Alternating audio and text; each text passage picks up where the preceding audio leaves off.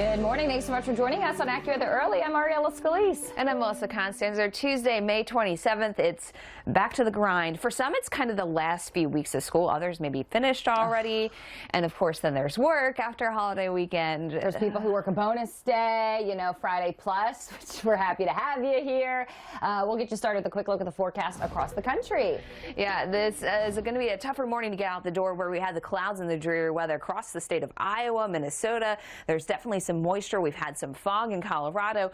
Meanwhile, moisture pushing through Kentucky and Virginia, too. And I wish you guys heard Melissa's description of the North Central. She's like, it's not cold, it's not hot, it's not dry, it's not wet. It's like this awkward in-between weather.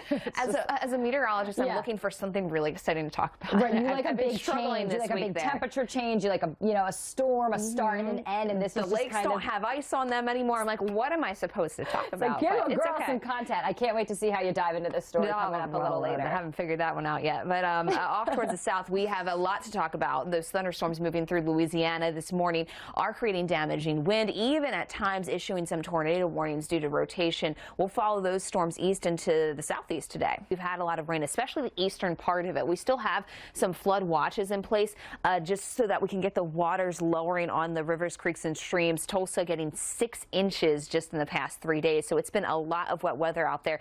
Meanwhile, off towards the north, we're still getting the rain, or off towards the south, I should say, northern Louisiana. We're still getting the rain there, so flood watches continue to stay in place as we follow this rain. New Orleans, you also have the chance for some rainfall to the west.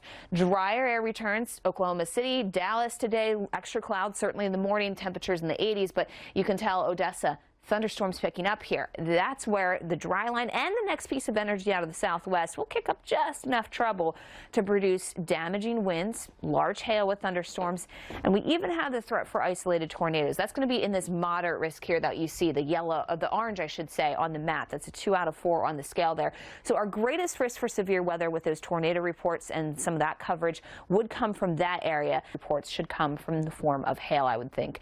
You can tell Odessa tomorrow, we're back in it yet again. Lubbock also dealing with some thunderstorms off towards the east, drier in Dallas and Oklahoma City. So it's a bit of a spread here, but those thunderstorms tomorrow do kind of hug along the Gulf Coast for most of us, or into some of the high plains where we often find summertime thunderstorms kicking up.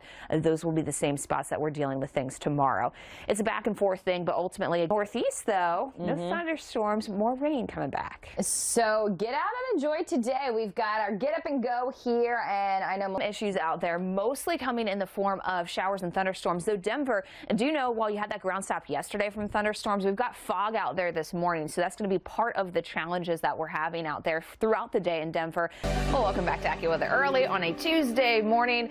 Some of us are feeling a little extra fatigue after a long holiday weekend, going back, getting into the grind of things. But hopefully, maybe not only did you spend time with family and friends and remember everything that went on with those who have fallen, but maybe got to check some things off the to-do list. Yes, and that's always a good feeling.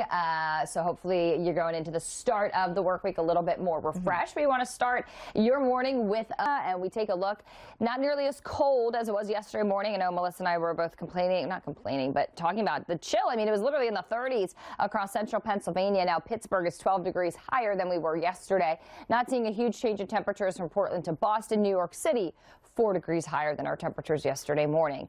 And it's not a typical setup of where we have the warmth across the region here. So, of course, the Northeast covers a large area from, say, Maine to Virginia. Where the cooler air is going to be today is going to be greatly influenced by clouds and rain and showers. Look at Charleston and Roanoke. We don't get out of the 50s. Meanwhile, Burlington 78, Portland 74, Burlington 80, Portland 78, Boston 74. So the warmer air with the sunshine, the sun angle this time of year, it is going to be really pleasant.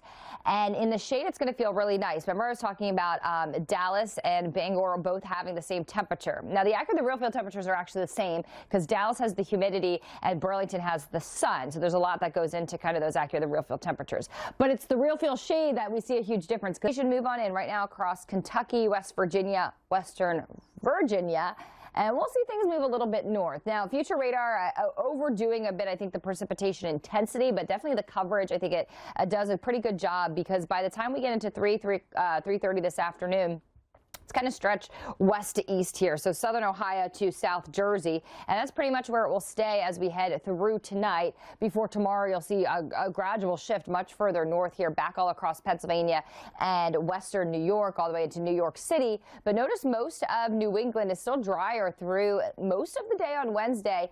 Boston, Portland may squeeze out another dry day before we'll start to see more rainfall impact you here as that area of rain shifts a bit more farther north and east. So by Thursday morning, Boston in on a lot of the wet weather. That system moves on out just in time for the next one to kind of linger here through the end of the week. So Thursday will still be showery at times. I think we'll squeeze out a little bit more dryness at times on Thursday, but then by Friday, you'll still see some areas of showers. Columbus, Pittsburgh, Albany, but a drier day in Buffalo and Boston before this storm brings us a wet end to the month of May that I think a lot of us will remember for the rain.